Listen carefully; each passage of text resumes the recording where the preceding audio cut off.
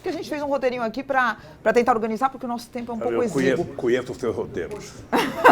Não, a gente queria começar aqui falando o seguinte, presidente, sobre a prisão do senhor. Foi um dia histórico no Brasil e a gente queria saber o que passou pela cabeça do senhor quando o senhor estava sendo preso, sendo conduzido para a prisão. Veja, eu durante todo o processo, eu não sei se eu cheguei a conversar com você na entrevista que nós fizemos, mas eu sempre tive certeza, desde que começou os discursos e o processo da Lava Jato, de que tinha um objetivo central, que ia chegar em mim. Aliás, uma amiga nossa, jornalista importante, Tereza Cruvinel, escreveu um artigo importante em que ela falava: o que eles querem, na verdade, é o Lula. Isso foi ficando patente todos os depoimentos. Você está lembrado que a imprensa retratava: prenderam fulano, vai chegar no Lula. Prenderam fulano, vai chegar no Lula. Prenderam fulano. E muita gente que era presa, a primeira pergunta que fazia era: você conhece o Lula? Você é amigo do Lula? Você fez alguma coisa com... Todo mundo. E eu sabia disso porque a imprensa retratava, sabia disso porque as pessoas contavam, sabia disso porque advogado conversava com advogado. E foi ficando patente que o objetivo era chegar em mim. Tinha companheiros no PT que não gostavam quando eu dizia isso. Sabe, eles vão chegar em mim e depois vão caminhar para criminalizar o PT. Né? Pois bem, quando ficou claro que o objetivo central era efetivamente... tinha muita gente que achava que eu deveria sair do Brasil, tinha muita gente que achava que eu deveria ir para uma embaixada, tinha muita gente que eu deveria fugir. E eu tomei como decisão, Mônica, que o meu lugar é aqui. Eu tenho tanta obsessão de desmascarar o Moro, desmascarar o Delayol e a sua turma, e desmascarar aqueles que me condenaram, sabe, que eu ficarei preso 100 anos. Mas eu não trocarei a minha dignidade pela minha liberdade. Eu quero provar a farsa montada. Eu quero provar, montada aqui dentro, montada no Departamento de Justiça dos Estados Unidos, com depoimento de procuradores, com filmes gravados, e agora mais agravado com, sabe, a criação da Fundação Criança Esperança do Delanhol, sabe, pegando 2,5 bilhões de reais da Petrobras para criar uma fundação para ele. Fora 6,8 bilhões da Odebrecht e fora não sei quantas outras coisas. Eu tenho uma obsessão. Você sabe que eu não tenho ódio, não guardo mágoa, porque na minha idade, quando a gente fica com ódio, a gente morre antes. Então, como eu quero viver, sabe, até os 120, porque eu acho que eu sou o ser humano que nasceu para ir até 120, eu vou trabalhar muito para provar a minha inocência e a farsa que foi montada. Por isso eu vim para cá com muita tranquilidade. Havia uma briga no sindicato aquele dia entre os que queriam que eu viesse e os que queriam que eu não viesse. E eu tomei a decisão, falei: não, eu vou lá. Eu não vou esperar que eles venham até mim, eu vou até eles, porque eu quero ficar preso perto do Moro. O Moro saiu daqui, mas eu quero ficar perto, porque eu tenho que provar a minha inocência.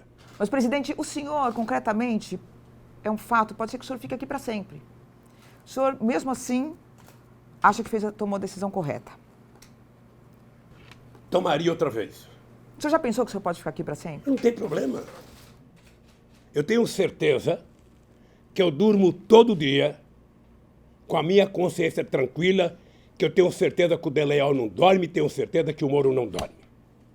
E aquele juiz do TRF4 que nem leram a sentença, sabe, fizeram um acordo lá, era melhor que um só tivesse lido e ter falado: olha, todo mundo aqui vota igual.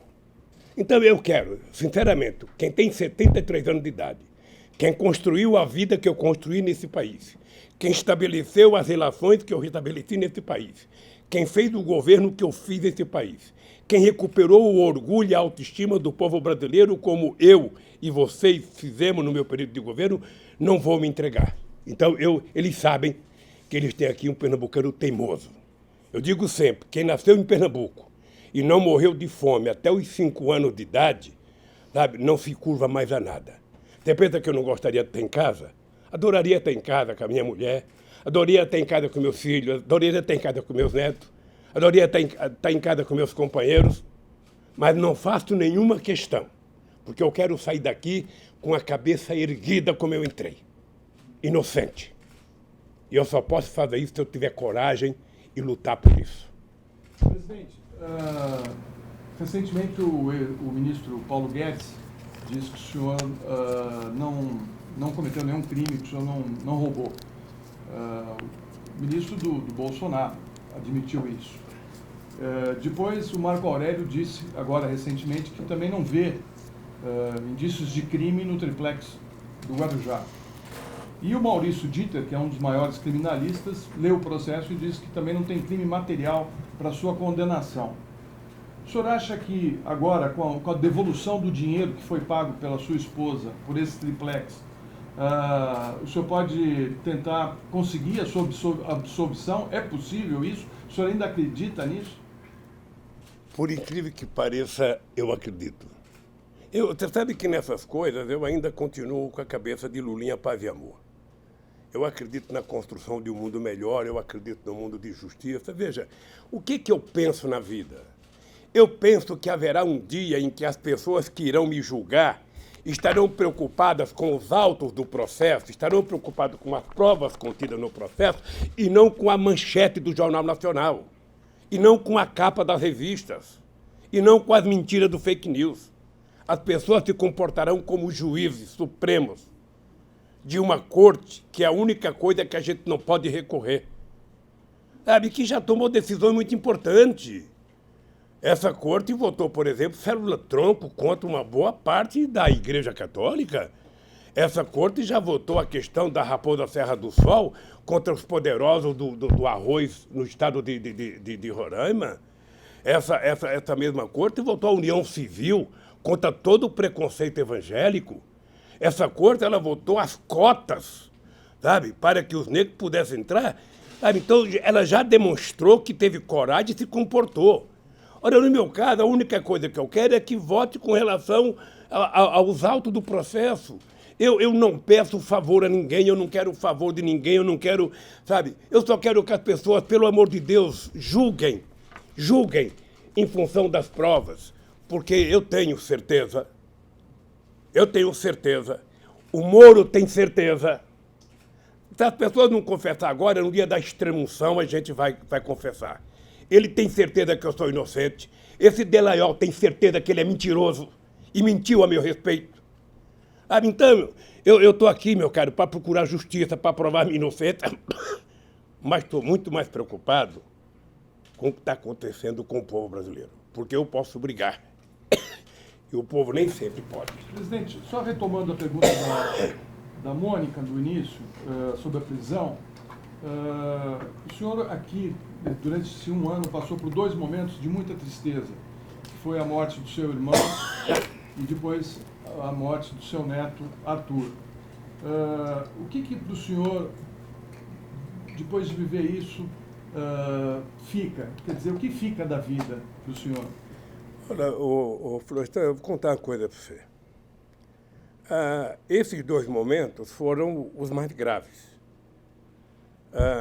Eu poderia incluir a perda de um companheiro como o Sigmaringa Seixas, que é meu companheiro de dezenas e dezenas de anos.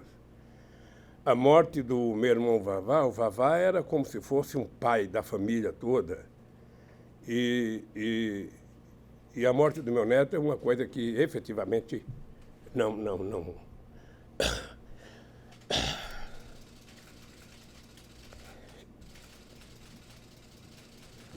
Eu às vezes penso que seria tão mais fácil que eu tivesse morrido. Já vivi 73 anos, poderia morrer e deixar meu neto viver. Mas não são apenas esses momentos que deixam a gente triste. Sabe, eu sou um homem que tento ser alegre, tento trabalhar muito para a questão do ódio, eu trabalho muito para vencer a questão do ódio, a questão da mágoa profunda. Eu, quando vejo essa gente que me condenou na televisão, sabendo que eles são mentirosos, sabendo que eles forjaram uma história, aquela história do PowerPoint, do seu Delaiol, aquilo, nem o bisneto dele vai acreditar naquilo.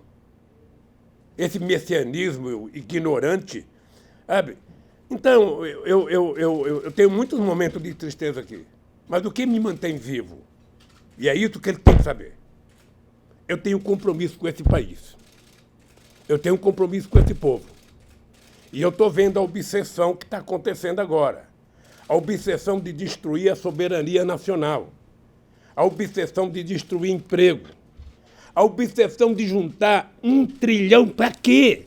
Às custas dos aposentados?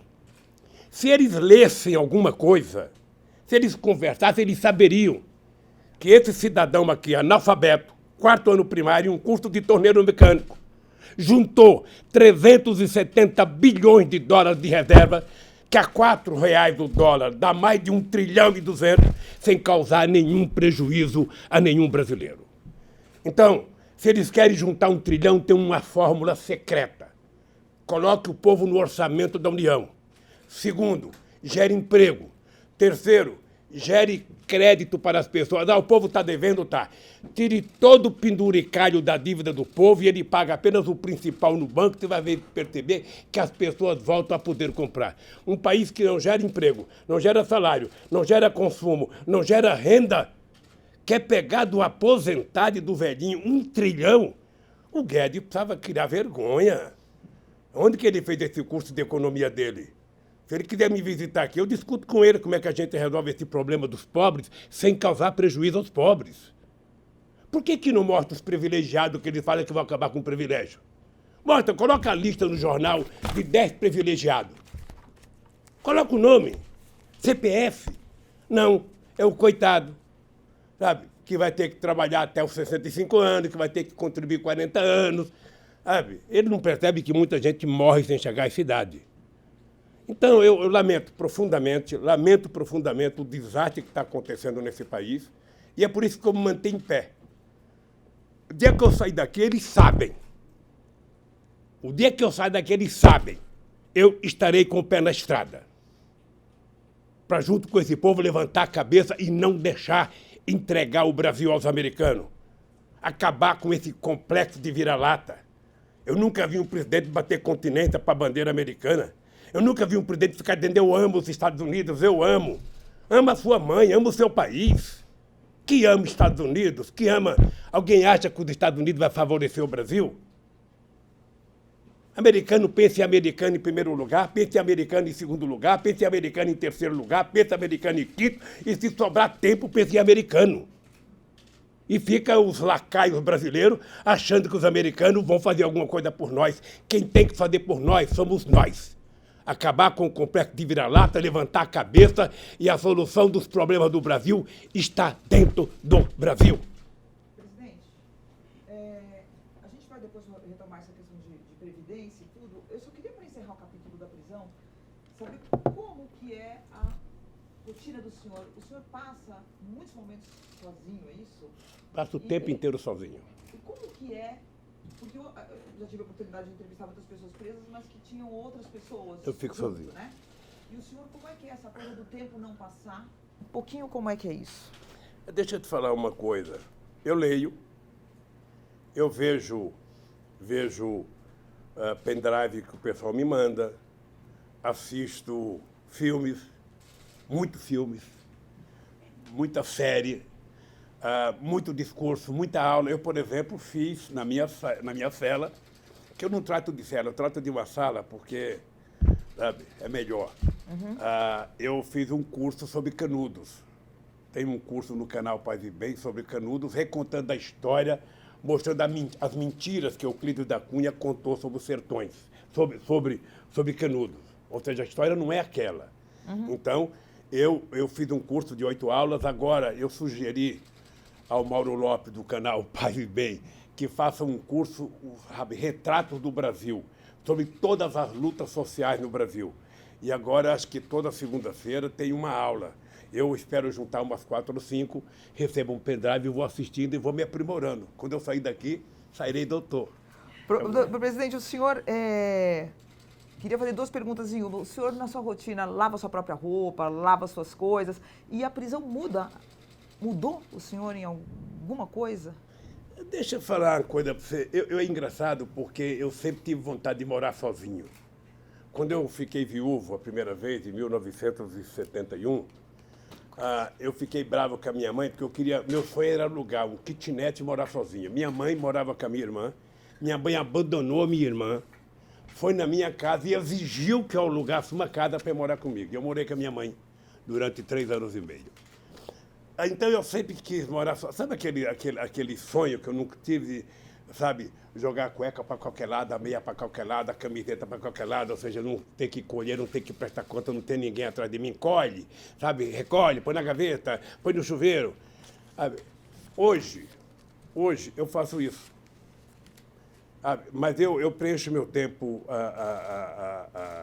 vendo muita coisa. Eu assisto reuniões. É o senhor que lava suas roupas, suas coisas? Não. Não. As pessoas trazem. Eu mando para o meu pessoal lavar. Tá. Mas eu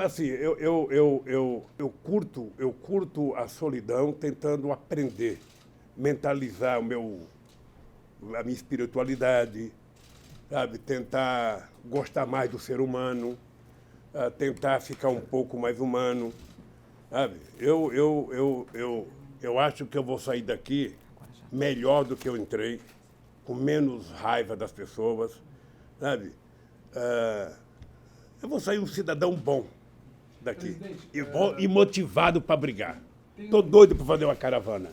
Tem um grupo de pessoas militantes, que estão aí na porta, que dizem bom dia, boa tarde, boa noite para o senhor todos os dias. O senhor escuta esse grito de boa noite, boa tarde, bom dia? Como é que é para o senhor? Não, eu escuto todo santo dia, bom dia, boa tarde, boa noite. Quando tem atividade, que eles colocam um carro de som um pouquinho melhor, eu escuto o discurso das 9 horas da manhã às 9 horas da noite, ou seja, música, canto, é tudo. Sabe, eu, sinceramente, não sei como um dia eu vou poder agradecer essa gente. Tem gente que está aqui exatamente desde o dia que eu cheguei aqui. Vai para casa, às vezes, lava roupa e volta para cá. Então, eu serei eternamente grato. Não sei se isso já aconteceu alguma vez na história com alguém, sabe? Mas eu sinceramente, não sei como fazer para agradecer. Eu já disse para todo mundo aqui, certamente a polícia tem suas regras, o meu pessoal tem suas regras, mas quando eu sair daqui, eu quero sair daqui a pé e quero ir lá no meio deles. A primeira cachaça eu quero tomar com eles. Presidente. E brindar. Vamos falar um pouco de política